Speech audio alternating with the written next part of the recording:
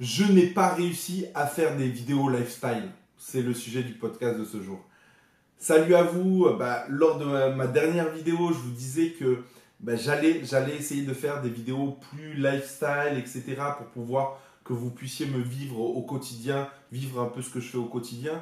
Et je voulais commencer par Dubaï parce que l'occasion s'y prêtait, parce que on montait en business class, on avait un super loft, et puis vous auriez vu notre quotidien, mais il s'avère que c'est plus facile à dire qu'à faire. Encore une fois, c'est plus facile à dire qu'à faire dans le sens où il faut tout le temps prendre le temps de filmer.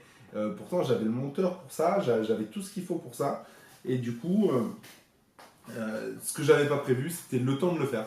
Le temps de le faire. Et du coup, ce qui est super important, pourquoi je fais cette vidéo, c'était déjà pour vous dire que oui, je compte faire des vidéos lifestyle, mais c'est juste qu'il faut que je trouve le process dans mon planning surchargé. Il faut que j'arrive à trouver le process de prendre le temps de tourner, prendre le temps de transférer les vidéos, les rushs au monteur et puis lui donner le planning pour pouvoir monter tout ça. Mais tout ça pour vous dire que j'en ai tiré une bonne leçon. C'est un mini échec dans le sens où j'aurais aimé commencer ça par Dubaï parce que ça aurait été quand même sympa de vous donner du contenu. Mais j'en reviens au fait que l'important c'est vraiment de s'organiser. C'est vraiment quelque chose qui selon moi est très important. Désolé, hop, voilà. C'est selon moi quelque chose qui est vraiment très important. L'organisation, c'est une des clés de la réussite. Et du coup, que vous fassiez de l'e-commerce et que vous mettiez un autre business, c'est important de le cadrer dans votre agenda, le cadrer dans votre planning et de vous y tenir.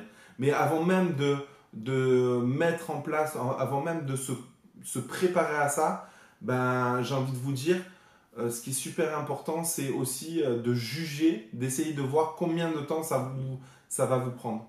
Combien de temps ça va vous prendre de vous mettre sur ce nouveau business. Parce qu'encore une fois, on est plein de bonne volonté. J'étais plein de bonne volonté à me rajouter ça. Là, le format vidéo comme ça, c'est assez classique, me satisfait complètement parce que c'est facile à réaliser, facile à intégrer sur la chaîne YouTube, etc.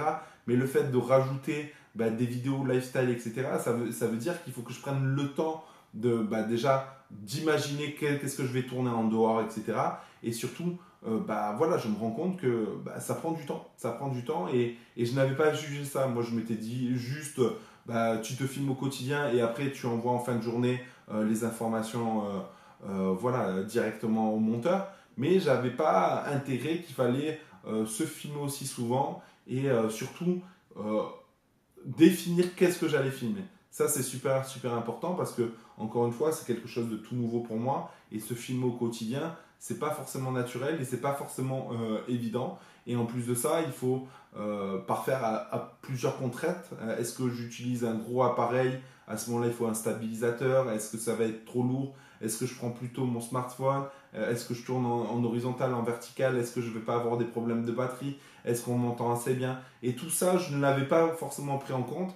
Du coup, challenge, je vais le faire, je vais le reporter.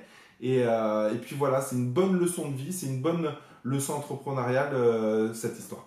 Voilà, sur ce, je vous dis à bientôt dans une prochaine vidéo. Et dans tous les cas, n'importe quel business, essayez de prévoir le temps que vous allez y consacrer par jour avant de vous lancer parce que c'est ce qui va permettre de savoir s'il est possible ou pas de faire ce business-là. Sur ce, ciao les royaux.